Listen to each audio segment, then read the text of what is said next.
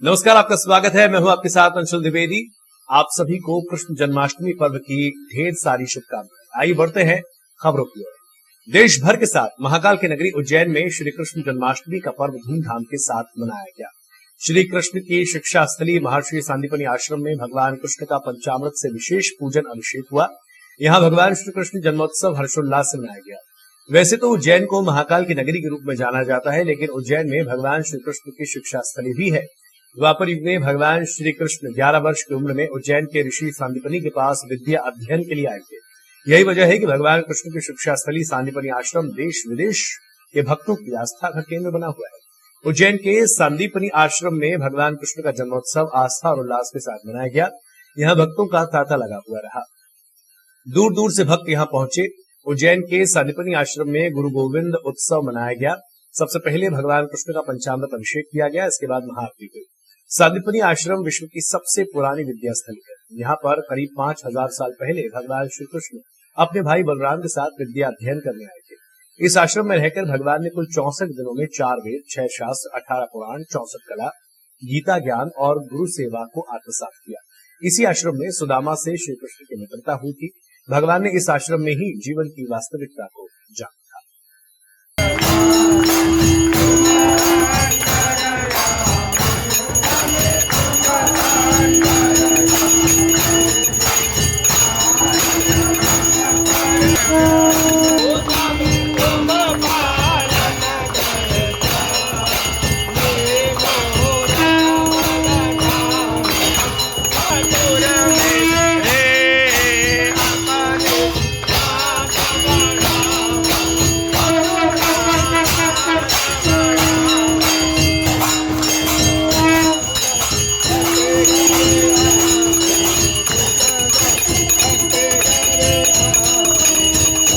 सबका सौभाग्य है। बाबा महाकाल की नगरी के साथ साथ उज्जैन की एक पहचान और है। 5100 साल पहले भगवान कृष्ण बन करके यहाँ आए थे और सांदीपनि जी के आश्रम में श्री कृष्ण बन के गए थे। ऐसे प्रत्येक जगह भगवान की जहाँ लीला हुई, जहाँ उनकी शिक्षा हुई, जहाँ उनका कोई ना कोई कर्म जुड़ा, वो प्रत्येक तीर्थ ही भगवान श्री कृष्ण के नाम से है। ऐसे में ये उज्जैन में सांदीपनि आश्रम में हमने सबने जन्माष्टमी का आनंद लिया। भगवान का जन्म हुआ, खूब आनंद के साथ विधि विधान से पूजा अर्पण करने के बाद भगवान ने जिस प्रकार से आज ये जन्माष्टमी मनी है, कोरोना के कठिन काल के बाद अब देवस्थानों का जो आनंद बरस रहा है, मैं भगवान से कामना करता हूँ कि सभी देशवासियों को, पूरे विश्ववासियों को अपने आशीर्वाद से, स्नेह से और आने वाले कष्ट से निजात दिलाए। भगवान की कृपा सब पे बनी रहे।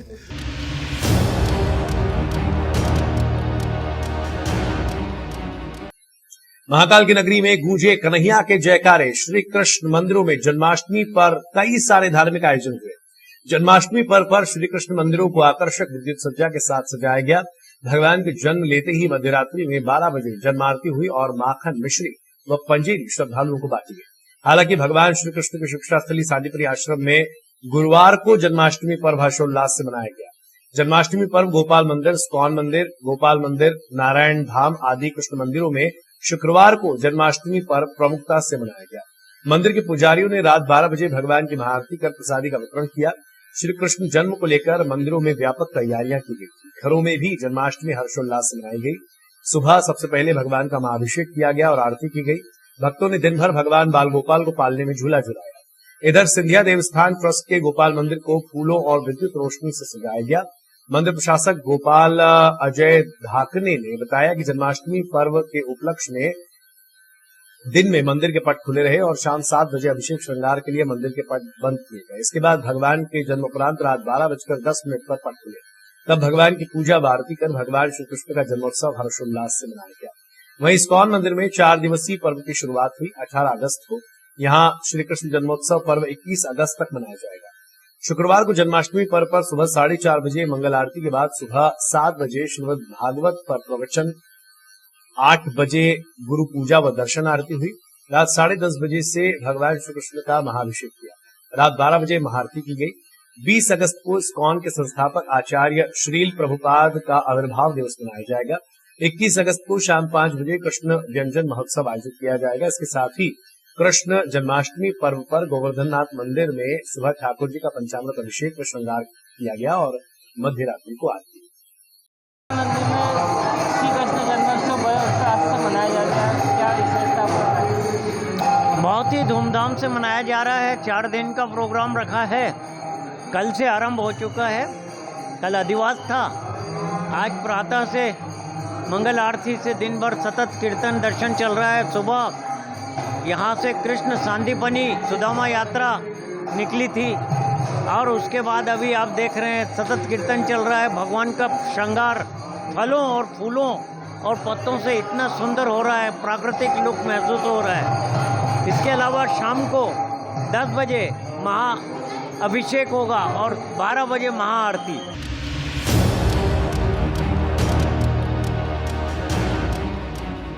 बुधवार शाम घर से निकली 20 वर्षीय रोशनी नामक छात्रा की जीवाजगंज थाना क्षेत्र में पानी के अंदर से लाश मिली। रोशनी सोनी उम्र 20 वर्ष निवासी भागसीपुरा उज्जैन बुधवार की शाम 6:45 बजे के आसपास घर से निकली थी, जो काफी देर तक घर नहीं लौटी। परिजनों ने उसकी तलाश शुरू की। काफी तलाशने के बाद लड़की नहीं मिली तो परिजनों ने खाराकुआ थाना में उसकी गुमशुदगी दर्ज कर दी। लेकिन शुक्रवार की सुबह जब वो खाराकुआ थाना पहुंचे तो उन्होंने जीवाजगंज थाना टीआई से संपर्क करने को कहा। जब परिवार ने जीवाजगंज थाना में संपर्क किया तो उन्होंने परिजनों को बुलाकर शिप्रा नदी के अंदर से मिली एक लाश की शिनाख्त करवाई। परिजनों ने रोशनी की लाश होने की शिनाख्त की, जिसके बाद जीवाजगंज पुलिस लाश को जिला अस्पताल पोस्टमार्टम के लिए लेकर पहुंची।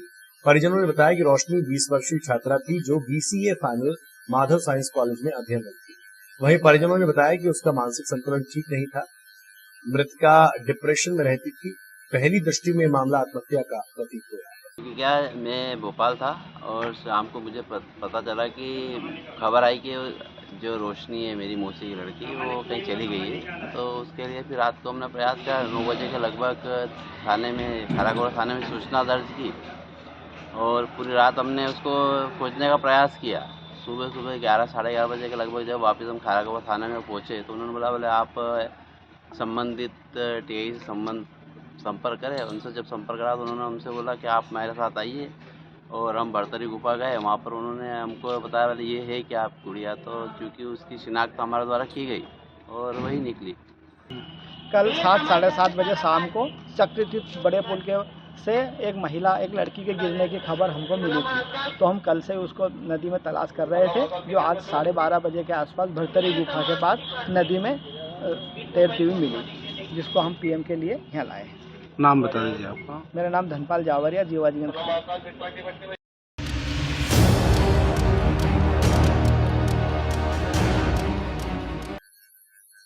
विजय मीणा पिता मांगीलाल मीणा निवासी श्री कृष्ण कॉलोनी उज्जैन ने विकास दुबे निवासी श्री कृष्ण कॉलोनी उज्जैन से ढाबा खोलने के नाम पर कई बार में 70 लाख रुपए बिना ब्याज के उधार।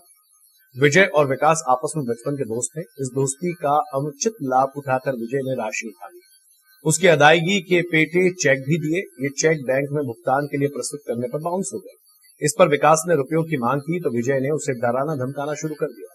फरियादी विकास ने न्यायालय में वाद प्रस्तुत किए। कोर्ट में उपस्थित न होने पर विजय के खिलाफ वारंट भी निकाला गया। विजय मीणा लंबे समय से सांवेर में फरारी काट रहा था और पुलिस को चकमा दे रहा था। गुरुवार को पुलिस जीवाजगंज की सक्रियता से फरार वारंटी विजय मीणा की गिरफ्तारी की गई। इस संबंध में फरियादी विकास ने बताया कि सन 2020 से चेक बाउंस का मामला कोर्ट में चल रहा है। उसके बाद भी आरोपी ने चिमनगंज थाना में फरवरी 2022 में उसके खिलाफ साहूकारी एक्ट में जबरन वसूली का मामला पुलिस से सांठगांठ कर दर्ज कराया। फरियादी ने उज्जैन IG से गुहार लगाई, जिसके बाद चिमनगंज थाना क्षेत्र के एक उप निरीक्षक पर जांच भी चल रही है। फिलहाल जीवाजगंज पुलिस शुक्रवार को आरोपी को कोर्ट में पेश करेगी।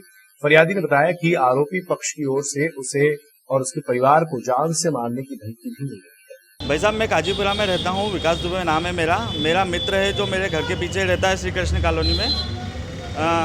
उसने मेरे साथ 70 लाख रुपए मैंने उसको बिना ब्याज के मेरे और मेरी पत्नी के द्वारा दिए थे।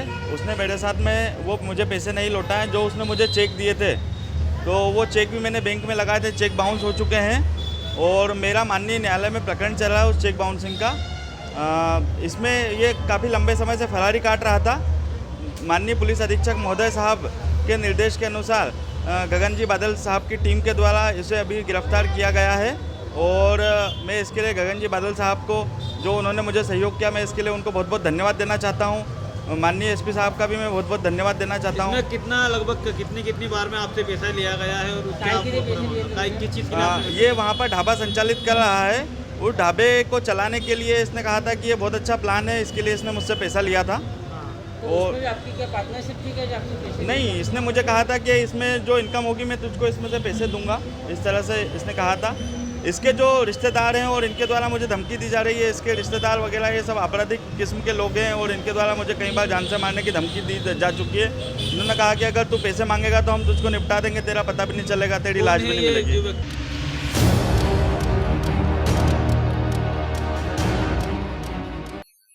नीलगंगा थाना क्षेत्र के शांति नगर में शराबी पति द्वारा पत्नी से मारपीट किए जाने का मामला सामने आया है। पीड़िता पिंकी माली का कहना है कि पति मुकेश सास और ननद के कहने पर मारपीट करता है। पिंकी की मुकेश से 2 साल पहले शादी हुई थी। पिंकी पहले से तलाकशुदा है। मुकेश माली भी तलाकशुदा है। शादी के कुछ दिनों बाद ही दोनों में अक्सर पारिवारिक विवाद होने लगे। घायल महिला ने बताया कि उसका पति मुकेश उस पर चरित्र शंका करता है। गुरुवार रात को भी दोनों में इसी बात को लेकर जमकर विवाद हुआ, जिसमें मुकेश ने पिंकी से मारपीट की और उसके सर पर डंडा भी मारा। घायल पिंकी को शुक्रवार सुबह जिला अस्पताल में भर्ती कराया गया है, जहां उसका उपचार जारी है। ये 2020 में मैं सब्जी बेचती थी, जब इसने मेरे साथ जब संबंध जोड़ लिए थे, इसने मैं सब्जी बेचती थी, जब क्या पता क्या खिलाया मुझे, और इसने मुझे राजी मर्जी शादी करी और अब शादी करने के बाद मुझे हर आए दिन मारता है और मैं काम पे जाती हूँ, वो पैसे भी मुझसे ले लेता है और ये कमाता था, इसके बच्चे पालता है और मेरे बच्चे थे 3, उसने भगा दिए बच्चे। के लिए मारता है क्यों? ये शक करता है, काम पे जाती हूँ तो, और कल भी मैं, और है ना, हर चक्कर में काम पे जाती तो बोलती तो यार करती तो बोले संबंध जोड़ता, हर किसी के यार बखान करता है और बदनाम करता है मुझे। क्या नाम है आपके पति का? मुकेश माली।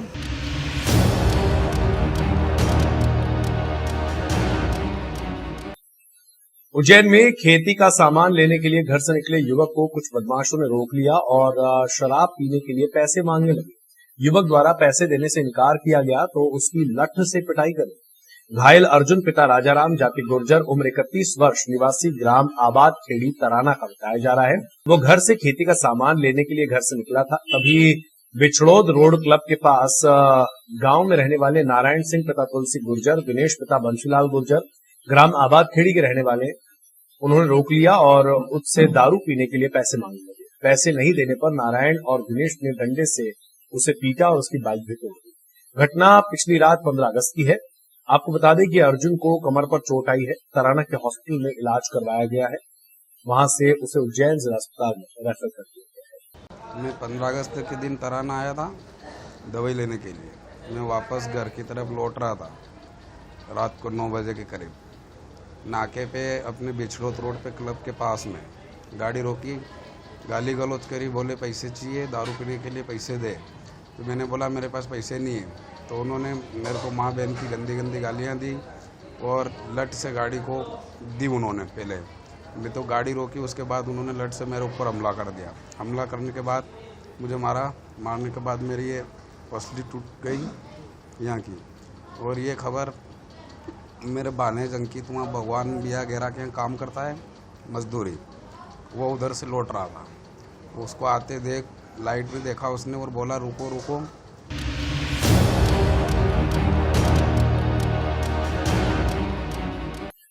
दलित समाज ने जातिवाद के आंदोलन का टावर चौराहे पर धरना देकर मटकी फोड़ी और राजस्थान के मुख्यमंत्री का पुतला फूंका। दरअसल उज्जैन में पिछले दिनों राजस्थान के जालोद में छात्र इंद्र कुमार मेघवाल स्कूल में रखे मटके से पानी भरकर पी रहा था, तभी वहां मौजूद टीचर ने मटके से पानी भरने पर पिटाई कर दी। 8 वर्ष के बच्चे को इतनी बेरहमी से पीटा कि उसके उपचार के दौरान मौत हो गई। घटना 15 अगस्त को सरस्वती विद्या मंदिर उच्च प्राथमिक विद्यालय राजस्थान के सोराना गांव में हुई थी। घटना के विरोध में दलित समाज ने जातिवाद के आंदोलन का टावर चौराहे पर धरना देकर मटकी फोड़ी और राजस्थान के मुख्यमंत्री का पुतला फूंका। इस मौके पर जय भीम आर्मी संगठन सहित विभिन्न संगठनों राजस्थान के सीएम का पुतला फूंका और जातिवाद की मटकी फोड़ी। मुर्दाबाद मुर्दाबाद मुर्दाबाद, कांग्रेस सरकार होश में आओ, होश में आओ, होश में आओ। शिक्षक को मार दो, मुर्दाबाद मुर्दाबाद, ये तुम करो क्या करो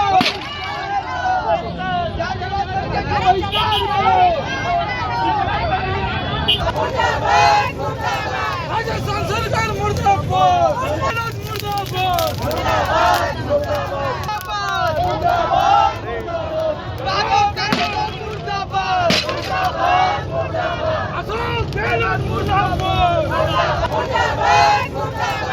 जालोर में जो घटना हुई है इंद्र मेघवाल, इसे स्वर्ण लोगों द्वारा मटकी को और मटकी को पानी पीने की वजह से, मटकी में से पानी पीने की वजह से उसे मार डाला गया 9 साल के बच्चे को। तो ये एससी के दलित के ऊपर बहुत अत्याचार आज तक भी हो रहे हैं और इतना 75 साल हुए हमें यहाँ आज़ादी मिली है। तो 15 अगस्त के दिन हम लोग आज़ादी जब मना रहे थे तो वहाँ पे वो बच्चा मृत पड़ा था, मृत अवस्था में पड़ा था, उसकी मृत्यु हो चुकी थी। ऐसे समय में हम लोग यहाँ आज़ादी मना रहे हैं और ये कब तक दलितों के ऊपर अत्याचार चलते रहेंगे। हम इसके शासन से मांग करते हैं, जालोर शासन से हम लोग मांग करते हैं हो सके तो हम यहाँ से अब जालोर भी यहाँ से प्रस्थान करेंगे और वहाँ पे भी हम लोग जेल भरो आंदोलन या कोई ऐसा आंदोलन करेंगे। यहाँ पर भी अगर नहीं मानते यहाँ का प्रशासन, जालोर की तरफ कोई आक्रोश नहीं होता है तो हम यहाँ पे आक्रोश करेंगे और शासन को बता देंगे कि आगे चल के दलितों के ऊपर इस तरह के अन्याय अत्याचार ना हो। ये कब बंद हो गए, हमें शासन से इसका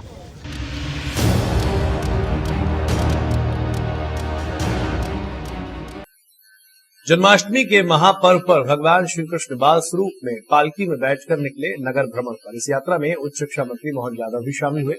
धर्मनगरी उज्जैन में यूं तो हर पर्व काफी हर्षोल्लास के साथ मनाया जाता है, लेकिन भगवान कृष्ण के जन्मोत्सव को जन्माष्टमी के महापर्व के रूप में मनाया जाता है। शुक्रवार को जन्माष्टमी का पावन पर्व होने के कारण उज्जैन में भी भगवान कृष्ण बाल स्वरूप में पालकी में विराजित होकर नगर भ्रमण पर निकले। इस नगर भ्रमण के दौरान सैकड़ों की तादाद में श्रद्धालु इस यात्रा में शामिल हुए। वहीं मध्य प्रदेश सरकार के उच्च शिक्षा मंत्री मोहन यादव भी यात्रा में शामिल हुए और उज्जैन के धार्मिक महत्व को बताते हुए पूरी यात्रा में पैदल चले। ये यात्रा फ्रीगंज स्थित छोटे गोपाल मंदिर से निकाली गई, जो 20 किलोमीटर दूर नारायणा गांव पहुंची। जानकारी देते हुए उच्च शिक्षा मंत्री मोहन यादव ने बताया कि देखा जाए तो उज्जैन भगवान कृष्ण का ससुराल भी है, क्योंकि मित्रविंदा जो भगवान कृष्ण की 5वीं पटरानी है वो उज्जैन के राजा सुरसेन यादव की सुपुत्री थी। साथ ही मंत्री जी ने यह भी कहा कि उनका मानना है कि उज्जैन को भी कृष्ण तीर्थ स्थान के रूप में विकसित किया जाना चाहिए।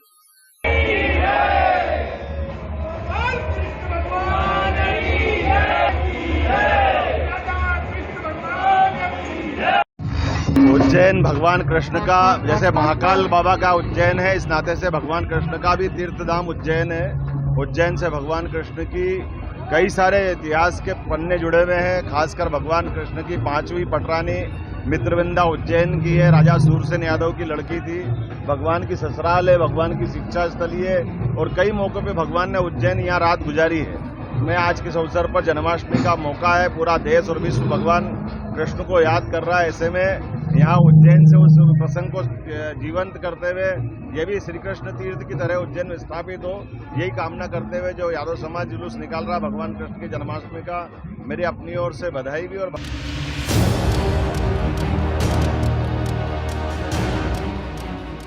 सुबह से ही राजवाड़ा क्षेत्र में वर्षों पुराना सिद्ध मंदिर यशोदा माता मंदिर दर्शन के लिए भक्तों का जमावड़ा लगा रहा। इस दिन मंदिर में कृष्ण जन्माष्टमी के उपलक्ष्य में विशेष श्रृंगार किया जाता है। मंदिर की सबसे बड़ी विशेषता यह है कि इस दिन जिन महिलाओं को बच्चे नहीं हैं, उनकी गोद भराई की जाती है, ताकि उनके यहाँ भी बच्चों की किलकारियां गूंजने लगे। इसके साथ ही गोपाल मंदिर, बांके बिहारी मंदिर में विशेष श्रृंगार किया है।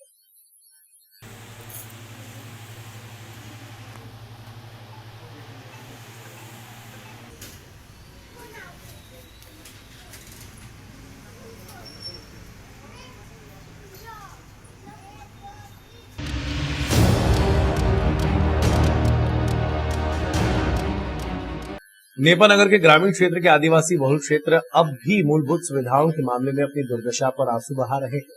कई गांव विकास की मूल धारा से नहीं जुड़ सके थे। ऐसा ही एक गांव सिंधी नाला है, जहां पर 3 किलोमीटर की पक्की सड़क आजादी के 75 साल बाद भी एक स्वप्न ही है।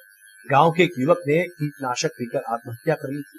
ग्रामीणों ने युवक के शव को बैलगाड़ी पर रखकर खराब जर्जर कीचड़ वाले रोड पर से मुक्तिधाम तक ले गए। ग्रामीणों के मुताबिक 800 की आबादी वाला आदिवासी समाजजन सिंधी नाला में निवास करते हैं, लेकिन यहां तक पहुंचने वाले मार्ग पर आजादी के बाद भी सड़क नहीं बन पाई है। बरसात में यहां से बड़े वाहन और 2 पहिए वाहन नहीं निकल पा रहे हैं। ऐसे में किसी अप्रिय स्थिति में ग्रामीणों को काफी परेशानियों का सामना करना पड़ रहा है।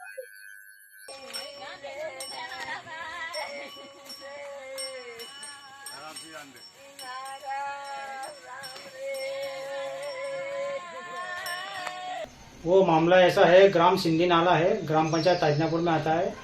ग्राम सिंधी नाला की आबादी कम से कम 800 की आबादी है लगभग। और यहाँ आज़ादी के बाद से आज तक रोड नहीं बना है। ताजनापुर से 3 किलोमीटर सिंधी नाला जो रोड है वो पूरा जर्जर कच्चा और कीचड़ भरा हुआ है। इसमें पैदल चलना भी मुश्किल होता है। तो यहाँ एक मौत हो गई थी, एक व्यक्ति ने कीटनाशक पी लिया था, लेकिन उसको ले जाने के लिए पैदल नहीं चल सकते थे, इसलिए उसको बैलगाड़ी पर ले जाके उसका दाह अंतिम संस्कार किया गया। ये कौन से गांव का मामला है? ये ग्राम सिंधी नाला, ग्राम पंचायत ताजनापुर में आता है। और यहाँ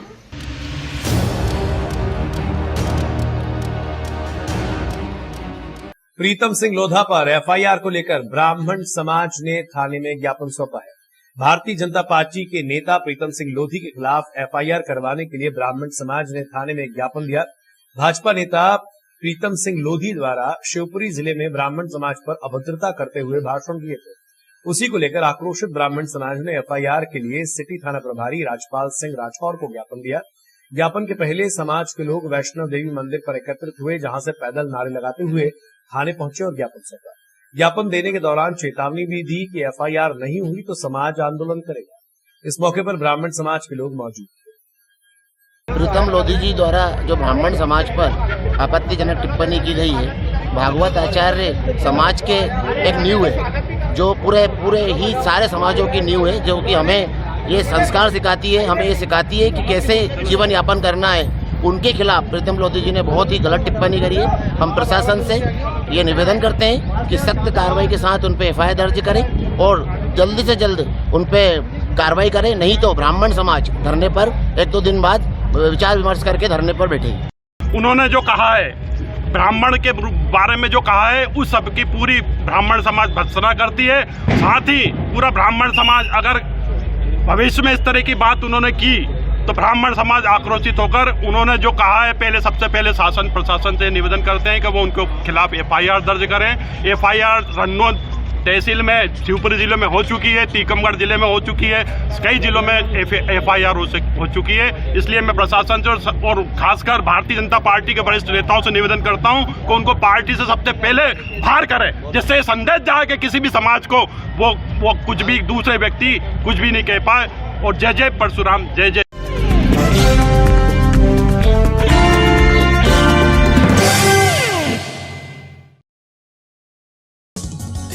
देश गांव शहर सब पे नजर, सबकी खबर, नया रूप है नए है रंग, सबको समेटे अपने संग। आपका अपना शहर का सपना दैनिक अवंतिका, दैनिक अवंतिका, दैनिक अवंतिका। राजनीति फिल्मी बातें सब कुछ ही हम इसमें पाते, घर होटल ऑफिस या दफ्तर, क्लर्क प्यून या हो फिर अफसर, सबका चहेता सबका प्यारा दैनिक अवंतिका, दैनिक अवंतिका, दैनिक अवंतिका।